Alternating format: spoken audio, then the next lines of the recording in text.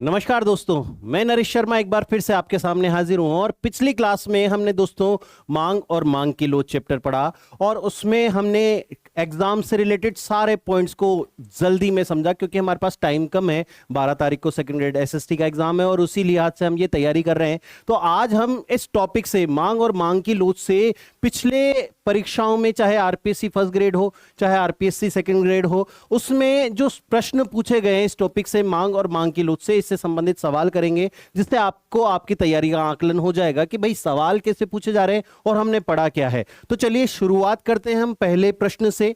तो पहला प्रश्न हमारे पास है यहां पर, ऋणात्मक ढाल वाली सीधी रेखा की आकृति वाले मांग वक्र के वाई अक्ष पर कीमत लोच क्या होगी। तो दोस्तों कल मैंने आपको बताया था इस तरह का सवाल यदि आता है तो हमें क्या करना है। तो कल हमने किया भी था ये, किस तरह से एक मांग वक्र दिया हुआ है, इसके ऊपर अगर एक ऋणात्मक ढाल वाला मांग वक्र बनता है तो मैंने बताया था इस तरह की स्थिति में 5 तरह के सवाल बन सकते हैं कि y अक्ष पर मान क्या होगा, x अक्ष पर मान क्या होगा, मध्य बिंदु पर क्या होगा, यहां से यहां पर क्या होगा और यहां से यहां पर क्या होगा, ऊपर से नीचे आएंगे तब क्या होगा और नीचे से ऊपर जाएंगे तब क्या होगा। तो मैंने बताया था कि y अक्ष पर अगर टच कर रहा है तो यहां पर e बराबर क्या होगा, अनंत होगा। ठीक है, क्यों होगा? क्योंकि मैंने यहां पर बताया था कि मान निकालने के लिए ऊपरी भाग का हिस्सा और इसका भाग देंगे किसमें, निचले भाग के हिस्से में। ठीक है, तो निचले भाग में अगर हम भाग देंगे तो मांग वक्र का निचला भाग बटा ऊपरी भाग। ठीक है, तो यहां पर ऊपरी भाग तो क्या है, 0 है और निचला भाग 1 है, तो 1 का भाग 0 में देंगे तो 0 आएगा। यहां पर जो है ये 0 आएगा, यहां पर अनंत आएगा, तो इसका आंसर यहां पर अनंत आ रहा है, तो यहां पर E बराबर अनंत जो है ये राइट आंसर होगा। बीच में यहां पर E इक्वस टू 1 मतलब इकाई लोचदार आएगा। क्लियर? ये हमने कल की क्लास में देखा था। जिन बच्चों को पता नहीं है तो इससे पहले वाली क्लास मांग की लोच आप देख सकते हैं इससे पहले वाले वीडियो में। ठीक है, नेक्स्ट अगले सवाल पर चलते हैं। काफी लंबा सवाल है और लंबे सवाल जब आते हैं तो आपके कंसेप्ट क्लियर होने चाहिए, तब जाके आप ये सवाल कर सकते हो। तो चलिए बात करते हैं मांग की कीमत लोच के विषय में। निम्न में से कौन सा या कौन से कथन सही है? तो सीधी रेखा वाले मांग वक्र के मध्य बिंदु पर कीमत लोच 1 के बराबर होती है। सीधी रेखा वाले मांग वक्र पर मध्य बिंदु के ऊपर आने वाले किसी भी बिंदु की कीमत लोच इकाई से कम होती है और सीधी रेखा वाले मांग वक्र पर मध्य बिंदु के नीचे आने वाले किसी भी बिंदु पर कीमत इकाई लोच से अधिक होगी। तो यहां पर अभी जस्ट मैं समझा के आपको निपटा हूं और फिर से एक बार बता देता हूं। देखो, तो ये मैंने वक्र बनाया आपके लिए और ये ऋणात्मक ढाल वाला मांग वक्र मैंने बता दिया। तो यहां पर देखो, पहला कथन वो बोल रहा है कि सीधे रेखा वाले मांग वक्र के मध्य बिंदु पर इकाई जो है क्या होगी, इकाई लोचदार होगी, कि यहां पर इस जगह पर E बराबर 1 होगा। तो भाई बिल्कुल सही बोल रहा है, E बराबर 1 होगा। यहां पर क्यों होगा? क्योंकि मैंने बताया मांग वक्र का निचला भाग बटा ऊपरी भाग। तो अगर ये बीच का बिंदु है तो ये यहां से यहां तक जो है इसका मान होगा 0.5 और इसका भी 0.5। ठीक है, तो इसका भी 0.5 होगा और इसका भी 0.5 होगा। 0.5 में 0.5 का डिवाइडेशन में दूंगा तो ये 1 आ जाएगा। ठीक है, इसके बाद दूसरा कथन, तो पहला कथन तो भाई बिल्कुल सही है हमारे लिए, यहां पर पहला कथन सही है हमारा। ठीक है, ये पहला कथन सही है। दूसरा कथन बोल रहा है सीधी रेखा वाले मांग वक्र पर मध्य बिंदु के ऊपर आने वाला, तो देखो मध्य बिंदु के ऊपर जो आ रहा है तो ये मध्य बिंदु इसके ऊपर, तो इसके ऊपर अगर मैं यहां से यहां तक की बात करता हूं तो ये P और S की बात करता हूं। तो अगर मैं बोल रहा हूं कि इससे ऊपर आने वाला, ठीक है, तो इससे ऊपर आने वाला अगर मैं बोल दूं कि ये 49 है, ठीक है, और ये 51 है, ठीक है, ये 49 है, ये 51 है, तो देखो निचला भाग कितना हो गया 51 और ऊपरी भाग हो गया 49। तो इसमें इसका भाग दूंगा तो 1.0 समथिंग कुछ आएगा, 01 या 02 के आसपास आएगा। तो यहां पर मान जो है 1 से अधिक आया है, तो यहां पर 1 से अधिक आया है तो इसको बोलेंगे अधिक लोचदार। तो यहां पर मान तो 1 से अधिक आया ना, तो यहां पर ये बोल रहा है क्या है, आने वाले सीधी रेखा वाले मांग वक्र पर मध्य बिंदु के ऊपर आने वाले किसी भी बिंदु पर कीमत लोच इकाई से कम होगी, लेकिन यहां तो इकाई से ज्यादा जा रही है, तो इसका मतलब ही ये कथन गलत हो गया हमारा। नेक्स्ट, सीधी रेखा वाले मांग वक्र के मध्य बिंदु के नीचे, तो मध्य बिंदु के नीचे तो ये देखो मैंने यहां से इसको 49 माना है तो इसको 51 माना है, ठीक है। तो अब जो है मेरे पास इससे नीचे, तो इसको उल्टा कर देता हूं मैं अब, तो यहां पर 49/51 हो जाएगा मेरे पास अब, ठीक है। तो ये मेरे पास क्या हो गया, ये यहां से, अब ये यहां से यहां तक ऊपरी भाग तो क्या हो गया 49 और ये हो गया 51, तो ये मेरे पास आएगा 1 से कम, 0.9 के आसपास आएगा, तो इसका मान 1 से कम होगा। तो 1 से कम है अगर यहां पर, तो ये तो बोल रहा है 1 से अधिक है, तो ये सवाल, ये कथन भी क्या हो गया, गलत हो गया। तो यहां पर दूसरा और तीसरा कथन क्या है, गलत है। तो केवल कौन सा कथन सही है, ए कथन सही है, तो ऐसा, तो केवल ए कथन सही है, तो यहां पर राइट आंसर होगा ए, ठीक है। चलिए, ये वाला अपन क्वेश्चन इससे पहले वाले पेज पर कर चुके हैं। नेक्स्ट सवाल चलते हैं अपन, पहले ये पढ़ लेते हैं। देखो, सामान्यतः किसी भी वस्तु की मांग उसकी पूरक वस्तुओं की कीमत के विपरीत दिशा में चलती है, और किसी वस्तु की मांग आमतौर उसके स्थानापन्न की कीमत की दिशा में चलती है। तो देखो, बहुत कंसेप्चुअल सवाल है, और ये हमने कल तिरछी मांग और मांग फलन जब पढ़ा था तो दोनों बताए थे मैंने। तो देखो, मैंने यहां पर संबंधित वस्तु की कीमत के साथ जब आपको संबंध बताया, संबंधित वस्तु की कीमत, तो संबंधित वस्तु की कीमत के साथ बताया मैंने, तो यहां पर आपको दो तरह से रिलेशन बताया कि वस्तु Y है और वस्तु X की मांग है, वस्तु Y है और वस्तु X की मांग है, वस्तु Y है और X की मांग है, वस्तु Y की कीमत और वस्तु X की मांग। तो यहां पर Y की तो कीमत और X की मांग हम देख रहे हैं, तो यहां पर मैंने आपको रिश्ता बताया। देखो, अगर Y की कीमत बढ़ने से X की मांग भी बढ़ती है, Y की कीमत घटने से X की मांग भी घटती है, तो ये रिश्ता कैसा हो गया, धनात्मक हो गया, ठीक है।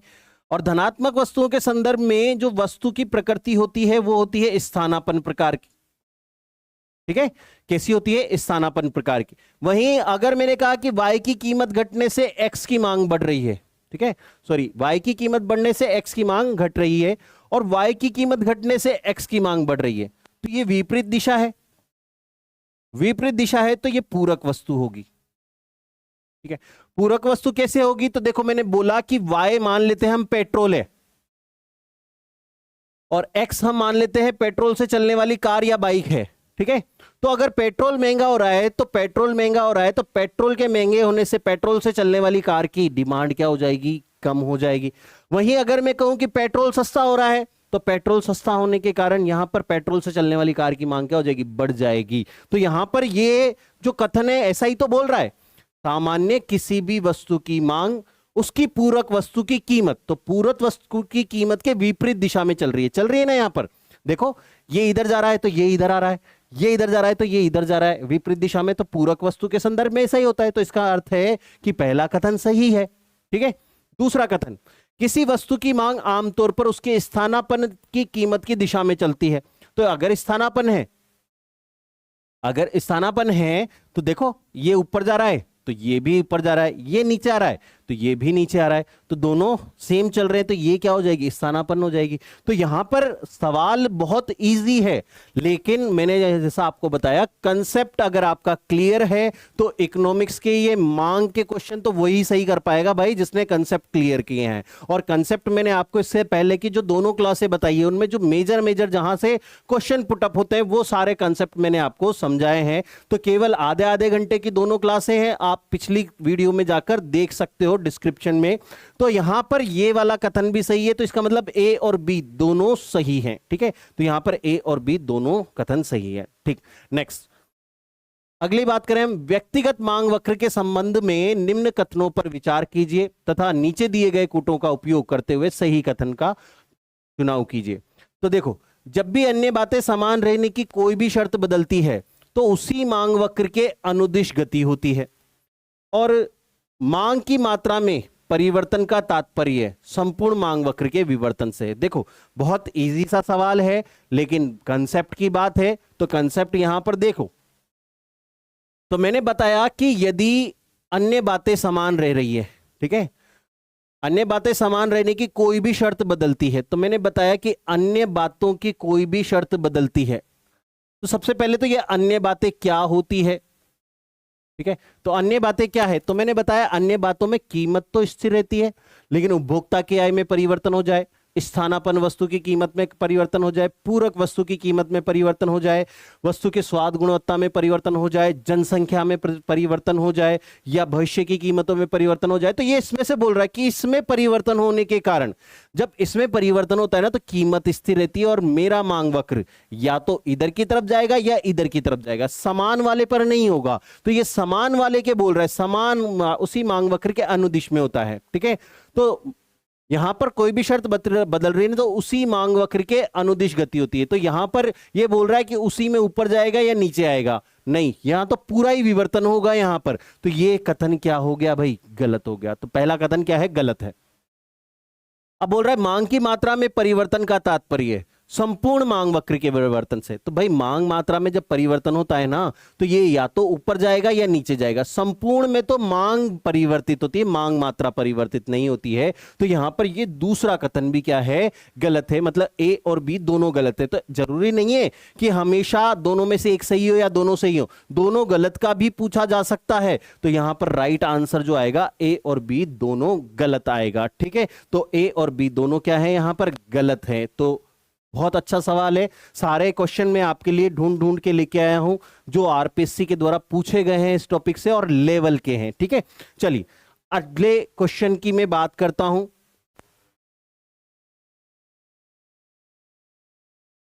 चलिए ये अभी इस बार फर्स्ट ग्रेड में पूछा गया एक सवाल है, ठीक है। यदि उपभोक्ता का मांग वक्र प्रारंभिक मांग वक्र से दाईं ओर विवर्तित होता है, तो ये बोल रहा है भाई कि उपभोक्ता का मांग वक्र जो है ये सिंपली ऐसी सिचुएशन में था, ठीक है, ये ऐसी सिचुएशन में था। इसके बाद इसके साथ क्या हुआ है कि ये जो है दाईं तरफ, ये इस तरफ चला गया। अब इस तरफ चला गया है तो इसका मतलब है पहले मांग यहां थी, अब मांग यहां पर हो गई है। तो यहां पर क्या हुआ है, मांग में वृद्धि हुई है, सिंपल सा, ठीक है। और मांग में वृद्धि क्यों होती है, तो इसके कारण मैंने आपको बताए हैं। उपभोक्ता की आय में वृद्धि हो, स्थानापन्न वस्तु की कीमत में वृद्धि हो, पूरक वस्तु की कीमत में कमी हो, स्वाद गुणवत्ता में अनुकूल परिवर्तन हो, जनसंख्या में वृद्धि हो। तो ऐसी स्थितियां होती है तो ये दाईं ओर सरकता है। ठीक इसके विपरीत होगा तो बाईं ओर होगा और उसको मांग में कमी हम कहेंगे, ठीक है। तो यहां पर अब क्या हो रहा है, तो ये बोल रहा है कि कम कीमत पर मांग मात्रा। तो यहां पर कीमत में तो परिवर्तन हुआ ही नहीं है भाई, कीमत तो सेम ही चल रही है हमारी, तो कीमत में नहीं होगा, ये भी नहीं होगा, कीमत में कोई परिवर्तन नहीं। स्थिर कीमत पर अधिक मांग मात्रा, ठीक है, और स्थिर कीमत पर कम मांग मात्रा। तो यहां पर क्या होगा, कीमत स्थिर पर, कीमत स्थिर है लेकिन अधिक मांग क्या कर रहा है, वो कर रहा है यहां पर। तो राइट आंसर जो है मेरा यहां पर होगा क्या, ऑप्शन 3 मेरा राइट आंसर होगा, ठीक। चलिए नेक्स्ट क्वेश्चन पर चलते हैं, पहले इधर वाला करा देता हूं, ठीक है। निम्न में से कौन सा कथन या से कथन सही है, तो जिन वस्तुओं के बीच मांग की आड़ी लोच धनात्मक होती है, तो यही मैंने बताया अभी, देखो यहां पर जिन वस्तुओं के बीच मांग की तिरछी लोच धनात्मक होती है वो कौन सी वस्तुएं होती है, स्थानापन्न वस्तु होती है। ये बढ़ रहा है तो ये भी बढ़ रहा है, ये घट रहा है तो ये भी घट रहा है, सही है। तो ये यहां पर पढ़ा के निपटाई हूं मैं अभी, ठीक है। तो जिन वस्तुओं के बीच मांग की आड़ी लोच धनात्मक होती है वे सदैव प्रतिस्थापन वस्तुएं होती है, तो बिल्कुल सही है, ठीक। नेक्स्ट, जिन वस्तुओं के बीच मांग की आड़ी लोच ऋणात्मक होती है वे सदैव पूरक वस्तुएं होती है, तो बिल्कुल सही है। तो पहला और दूसरा कथन दोनों सही है, ए और बी दोनों क्या है, सत्य है, ठीक। नेक्स्ट आगे बात करें तो मांग के सिद्धांत के विषय में निम्न में से कौन सा कथन सही है, तो उत्पाद की कीमत में परिवर्तन उसकी मांग को प्रभावित करते हैं, तो उत्पाद की कीमत में परिवर्तन उसकी मांग को नहीं, मांग मात्रा को प्रभावित करते हैं, तो ये तो हो गया गलत हमारा, ठीक है। आय में परिवर्तन प्रति अवधि मांगी गई मात्रा को प्रभावित करते हैं, तो ये मांगी गई मात्रा को प्रभावित नहीं करते, ये मांग को प्रभावित करते हैं, ठीक है। तो ये भी गलत हो गया, ये भी गलत हो गया, ठीक। उत्पाद की कीमत में परिवर्तन प्रति अवधि मांगी गई मात्रा को प्रभावित करते हैं। देखो इतना सा परिवर्तन है केवल मांग और मांगी गई मात्रा में। किसमें? केवल मांग और मांगी गई मात्रा में। तो ये मैंने आपको चिल्ला चिल्ला के समझाया था क्लास में जब। तो यहां पर उत्पाद की कीमत में परिवर्तन प्रति अवधि उसकी मांगी गई मात्रा को प्रभावित करते हैं, तो यहां पर ये सही है। और आय में परिवर्तन उत्पाद की मांग को प्रभावित करते हैं, तो आय में परिवर्तन जो है उत्पाद की मांग को प्रभावित करें। यहां पर मांगी गई मात्रा, यहां पर देखो उत्पाद की आय में परिवर्तन मांगी गई मात्रा बोला है, इसलिए ये गलत हो गया और ये यहां पर सही है। तो राइट आंसर जो है केवल सी और डी आएगा यहां पर। ठीक है, तो सी और डी राइट आंसर है। नेक्स्ट चलते हैं अपन अगले कथन की तरफ। तो ये मांगी गई मात्रा कीमत की तुलना में कम प्रतिशत है तो मांग की लोच होगी। तो ये देखो यहां पर हम बात करते हैं कि मांग में प्रतिशत परिवर्तन और कीमत में प्रतिशत परिवर्तन।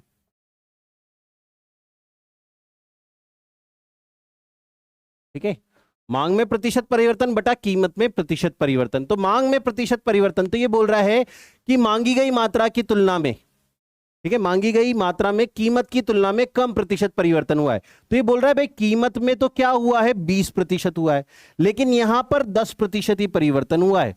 तो यहां पर अगर इसका भाग दूंगा तो मैं 0.5 आएगा। 0.5 है मतलब 1 से कम है, तो यहां पर ई लेस देन क्या होगा 1 होगा।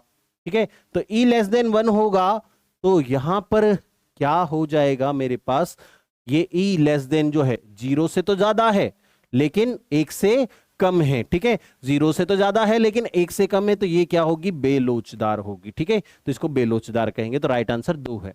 नेक्स्ट बहुत अच्छा सवाल है, कीमत में परिवर्तन के कारण कीमत लोच एवं कुल व्यय के बीच में संबंध के बारे में बताइए। तो यहां पर देखो मैंने आपको दोनों चीजें बताई।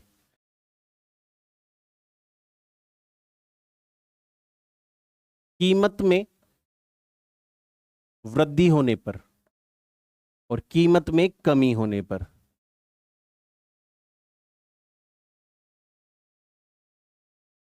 ये अगर उस टाइम पे नहीं भी पढ़ा है ना तो अभी शॉर्ट में समझा रहा हूं मैं। यहां पर देखो अगर कीमत में वृद्धि हो रही है तो कुल व्यय के साथ 3 स्थितियां होगी। अगर कीमत में वृद्धि होने पर कुल व्यय में वृद्धि हो रही है, लेकिन ये वृद्धि जो है क्या होगी 1 से कम होगी, तो ये बेलोचदार है और वस्तु की प्रकृति आवश्यक प्रकार की होगी। ठीक है, और अगर कुल व्यय में कमी हो रही है और ये कमी 1 से अधिक है तो यहां पर वस्तु की प्रकृति लोचदार और विलासितापूर्ण होगी। और अगर E बराबर 1 है तो यहां पर इकाई लोच होगी और यहां पर जो है ये हो जाएगी आरामदायक प्रकार के। ठीक है, लेकिन वस्तु की कीमत में कमी हो रही तो भी यहां पर 3 स्थितियां होगी। तो ये यहां पर अगर वस्तु की कीमत में कमी हो रही है और यहां पर कुल व्यय में भी कमी हो रही है, लेकिन ये कमी जो है 1 से कम है, तो ये बेलोचदार होगी। ठीक है, और ये कौन सी वस्तुओं के संदर्भ में होगा? आवश्यक वस्तुओं के संदर्भ में होगा। देखो क्यों होता है, तो मैंने कहा कि यहां पर वस्तु की, ठीक है, ये वस्तु की कीमत में कमी पर, ठीक है, तो वस्तु की कीमत में कमी होने पर, तो जैसे मान लेते हैं हम आटा, दाल, चावल, नमक, ठीक है, ये हम नॉर्मली 2-2 किलो लेके आ रहे हैं, या आटा 10 किलो लेके आ रहा हूं, नमक 1 किलो लेके आ रहा हूं। ठीक है, और जो जरूरी चीज है, तो मेरी चाहे आय कैसी भी हो, वस्तु की कीमत कैसी भी हो, मैं पर्टिकुलर उसको जिस मात्रा में खरीद रहा हूं वही खरीदूंगा। लेकिन यहां पर अब वो सस्ती हो गई है, सस्ती हो गई है तो मैं ज्यादा नहीं खरीदूंगा, कीमत वो की वही है। मैं कॉपी पेन रजिस्टर खरीद रहा हूं तो 70 रुपए का आएगा तो भी 2 रजिस्टर खरीदूंगा, अगर 50 का आएगा तो भी 2 खरीदूंगा, तो वो आवश्यक में। तो यहां पर अगर चीज सस्ती होती ना तो मेरा कुल व्यय क्या हो जाएगा? कम हो जाएगा। लेकिन अगर महंगी होती है तो मेरा कुल व्यय बढ़ेगा, क्योंकि मैं उनको कटौती नहीं कर सकता हूं। तो यहां पर ये कुल व्यय क्या हो जाएगा? कम हो जाएगा। और यहां पर ये टी का मतलब है टोटल एक्सपेंडिचर, ठीक है, टी यहां पर कम हो जाएगा। और अगर विलासितापूर्ण वस्तु है तो वो आदमी ये इंतजार करता है फोन कब सस्ता हो, टेलीविजन कब सस्ता हो, वॉशिंग मशीन कब सस्ती हो। देखते हैं ना हम फ्लिपकार्ट की बिग बिलियन डेज सेल आती है, उसमें कुछ डिस्काउंट मिलते हैं, हम सब टूट पड़ते हैं। तो वहां पर कुल व्यय बढ़ जाते हैं, और ये कुल व्यय हमारी जितनी उसकी कीमत में कमी हुई उससे ज्यादा होता है, तो यहां पर लोचदार होगी, और वस्तु कैसी होगी, विलासितापूर्ण होगी। और यहां पर तो ई टी जो है बराबर हो ई के, तो ये आरामदायक वस्तु होगी, और आरामदायक है तो इकाई लोचदार होगी। इकाई लोचदार और आरामदायक, ये कंसेप्ट मैंने आपको पहले भी बताया था। चलिए सवाल कर लेते हैं। तो देखो कुल व्यय, ठीक है, कीमत लोच एवं कुल व्यय के बीच में संबंध के बारे में जब ये बोल रहा है ई मोर देन वन हो, ठीक है, ई मोर देन वन जो है, देखो सबसे पहले तो ये होता है विलासितापूर्ण वाली वस्तुओं में, और कीमत गिरने पर ये टी में वृद्धि होती है, ठीक है। तो जब कीमत में वृद्धि होगी ना, तो मैंने बताया आपको कीमत में क्या हो रही है, कीमत गिर रही है, कीमत क्या हो रही है, कीमत क्या हो रही है, कम हो रही है, तो टी में वृद्धि हो रही है, और वृद्धि हो रही है विलासितापूर्ण वस्तु है, ठीक है।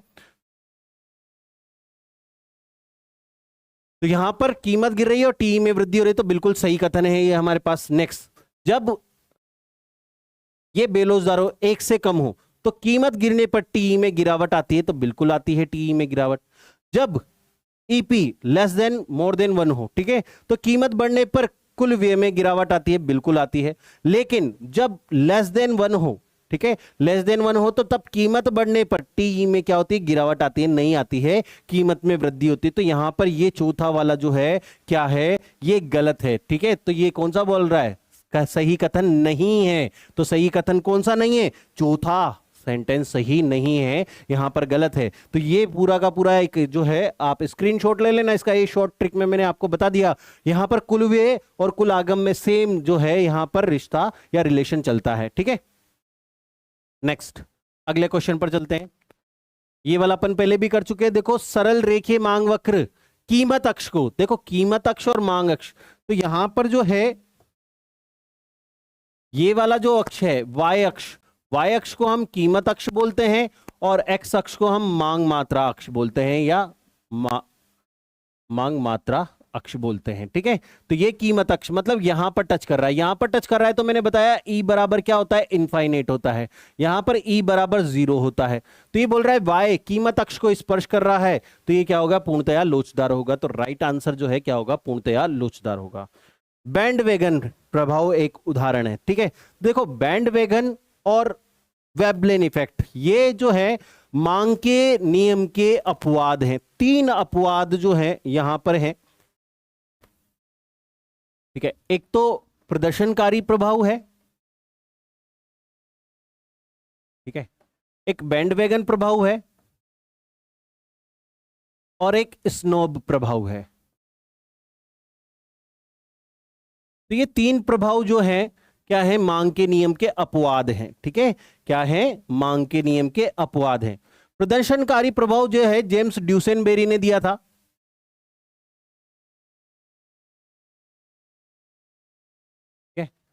जेम्स ड्यूसेनबेरी ने दिया था। और जेम्स ड्यूसेनबेरी ने क्या कहा, जेम्स ड्यूसेनबेरी ने कहा कि समाज के कुछ लोग जो हैं कुछ वस्तुओं का उपभोग या उपयोग केवल इसलिए करते हैं कि वो सोसाइटी में प्रदर्शन कर सकें अपनी प्रतिष्ठा का, ठीक है। तो ये ऐसी वस्तुएं प्रतिष्ठा सूचक होती है, जैसे सब लोगों के पास समाज में जो है क्रेटा लेके सब घूम रहे, अब एक व्यक्ति जो है अलग से जाएगा डिफेंडर लेके आ जाएगा, उसकी गोदड़ी नहीं है या उसका कुछ भी नहीं है उसको, लेकिन समाज से अलग दिखना है, तो वो क्या लेके आ जाएगा, डिफेंडर लेके आ जाएगा। अब वो क्या होगा, प्रतिष्ठा बता रहा है अपनी पूरे समाज में कि भाई मैं इन सबसे अलग हूं, तो इस प्रभाव को क्या बोलते हैं, प्रदर्शनकारी प्रभाव। अब भले इसे डिफेंडर महंगी आ रही होगी और भी महंगी हो गई होगी, लेकिन फिर भी डिफेंडर खरीदनी है, तो यहां पर कीमत में वृद्धि हो रही हो तो भी उसकी तरफ ध्यान नहीं दिया जाता है।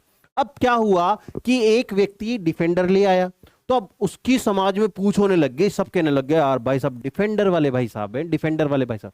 तो अब उसको जो इज्जत मिल रही है, उसकी इज्जत को देखते हुए जो है समाज के बाकी लोग भी धीरे धीरे जो है क्या करने लग जाएंगे, डिफेंडर लेने की कोशिश करने लग जाएंगे और ले भी आएंगे।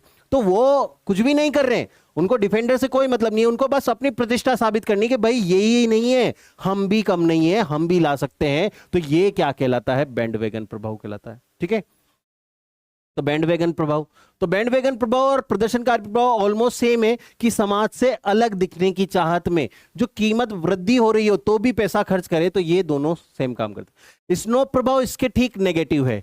इसके में क्या होता है कि सारे लोग डिफेंडर लेके आ गए, समाज में प्रदर्शन करें, तो अब एक व्यक्ति अलग जाएगा, वो देखेगा तुम सारे अलग गरीब आदमी हो, मैं कुछ अलग तरह की गाड़ी लेके आऊंगा, वो जाके मर्सिडीज ले आएगा या उससे भी ऊंची क्वालिटी वाली गाड़ी ले आएगा, जो वो सब कर रहे हैं वो नहीं करेगा, ये अलग जाके कोई काम करेगा, तो इसको बोलते हैं स्नोब प्रभाव। ठीक है, तो यहां पर अच्छे लेवल का प्रश्न है। ठीक है, तो बैंडवैगन प्रभाव जो है किसका है? प्रदर्शन प्रभाव है। ठीक है, किसका प्रभाव है? प्रदर्शन प्रभाव है यहां पर। नेक्स्ट बात करें, ये आ चुका है सवाल, अपन पहले कर चुके हैं। ठीक है, डबल बार रिपीट हो गया। नेक्स्ट, ये एक सवाल बहुत अच्छा है। यदि आय लोच एक है, कीमत लोच एक है, ठीक है, आय लोच एक होगी, कीमत लोच भी एक है, तो यहां पर तिरछी लोच भी जो है एक ही होगी। तो ये रट्टा मारने वाली चीज है, सिंपल सा याद रख लो कि यदि तिरछी लोच और कीमत लोच एक है तो आय लोच भी एक होगी, आय लोच तिरछी लोच एक है तो कीमत लोच भी एक होगी, आय लोच कीमत लोच एक है तो तिरछी लोच भी एक होगी। तो यहां पर ये याद रख लेना, तो राइट आंसर एक होगा यहां पर। नेक्स्ट, मांग की कीमत लोच प्रतिशत परिवर्तन को बताता है। तो क्या बताता है मांग की कीमत लोच? तो ये बोलता है कि कीमत में जो परिवर्तन हुआ, इसके फलस्वरूप मांग में कितना परिवर्तन हुआ, ये बताता है। तो यहां पर मांग में प्रतिशत परिवर्तन बटा कीमत में प्रतिशत परिवर्तन, ये सीधा सा है। ठीक है, तो मांगी गई मात्रा में प्रतिशत परिवर्तन बटा कीमत में प्रतिशत परिवर्तन से जो है ये सवाल आता है। तो यहां पर राइट आंसर जो है तीसरा विकल्प हो जाएगा हमारे। ठीक है, नेक्स्ट, बहुत अच्छा सवाल है, सेकंड ग्रेड 2024 संस्कृत शिक्षा विभाग में पूछा गया था ये सवाल, और वही ये मांग और मांगी गई मात्रा में। तो देखो, मांग में परिवर्तन, तो मांग में परिवर्तन, कीमत स्थिर रहती है, अन्य बातों में परिवर्तन होता है। तो मांग में परिवर्तन का अर्थ किसी वस्तु की कीमत में परिवर्तन के परिणाम स्वरूप। तो यहां पर कीमत में परिवर्तन नहीं होता है भाई, कीमत स्थिर रहती है। तो ये क्वेश्चन क्या हो गया? गलत हो गया। ठीक है, और मांग में जब परिवर्तन होता है ना, तो संपूर्ण मांग वक्र विवर्तन होता है, या तो दाईं ओर या बाईं ओर। तो ये बोल रहा है मांग वक्र पर विचरण। मांग वक्र पर विचरण का मतलब होता है समान मांग वक्र पर या तो ऊपर जाएगा या नीचे आएगा। ठीक है, ये होता है, तो ये कथन गलत हो गया। नेक्स्ट, मांगी गई मात्रा में परिवर्तन किसी वस्तु के संपूर्ण मांग वक्र विवर्तन से। नहीं भाई, मांगी गई मात्रा में समान विचरण से होता है, जो किसी व्यक्ति की मौद्रिक आय या रुचियों में या अन्य वस्तुओं में परिवर्तन से होता है। तो नहीं, ये भी गलत है। तो यहां ए और बी दोनों ही क्या हैं? गलत हैं। ठीक है, नेक्स्ट, मांग का नियम बताता है। तो मांग का नियम बताता है कि भी किसी भी वस्तु की कीमत और मांगी गई मात्रा के बीच में ऋणात्मक संबंध होता है। तो यहां पर पहला ही सही है। ठीक है, नेक्स्ट, वस्तु एक्स की कीमत में परिवर्तन होने के कारण वाई वस्तु की मांग में होने वाला परिवर्तन जो है क्या कहलाता है? तिरछी मांग कहलाता है। ठीक है, नेक्स्ट, चलिए, तो देखो, निम्न में से कौन सा कथन मांग की बिंदु लोच, मैं बता रहा था बिंदु लोच दे बहुत इंपॉर्टेंट है, बिंदु लोच से बहुत सारे सवाल पूछे जाते हैं और मैंने आपको इजीएस्ट वे में समझाया है। ठीक है, तो देखो, बिंदु लोच से संबंधित क्या कथन बोल रहा है ये? तो मांग वक्र के मध्य बिंदु पर मांग की लोच एक होती है। भाई बिल्कुल एक होती है, रट चुके हैं हम। ठीक है, और मांग वक्र वाई अक्ष को स्पर्श करता है, तो वाई अक्ष का भी रट चुके हैं। भाई वाई अक्ष कीमत अक्ष को स्पर्श कर रहा है तो पूर्णतया लोचदार होती है, ई बराबर अनंत होता है। तो यहां पर लोच शून्य हो जाती है, शून्य नहीं होती है भाई, ई बराबर अनंत हो जाता है। ठीक है, ई बराबर अनंत होता है। तो दूसरा कथन सही नहीं है, केवल ए सही है। ठीक है, ये इजी सा सवाल है, थोड़ा टफ सवाल ले लेते हैं। ये भी इजी सा सवाल है, इजी सा सवाल है, ये भी इजी है, ये भी इजी है, ये भी इजी है। चलिए, ये वाला ले लेते हैं। ठीक है, ये लास्ट सवाल है। तो मांग की आड़ी लोच के संबंध में निम्न पर विचार कीजिए। तो यदि x और y स्थानापन्न है, x और y स्थानापन्न है ना, तो उनके बीच में धनात्मक संबंध होगा। ठीक है, तो ई एक्स वाई ऋणात्मक होती है? तो नहीं होती है भाई, गलत है। ठीक है, नहीं होती है, धनात्मक होती है। यदि x और y पूरक है तो यहां पर तिरछी लोच ऋणात्मक होती है, तो ये भी गलत है।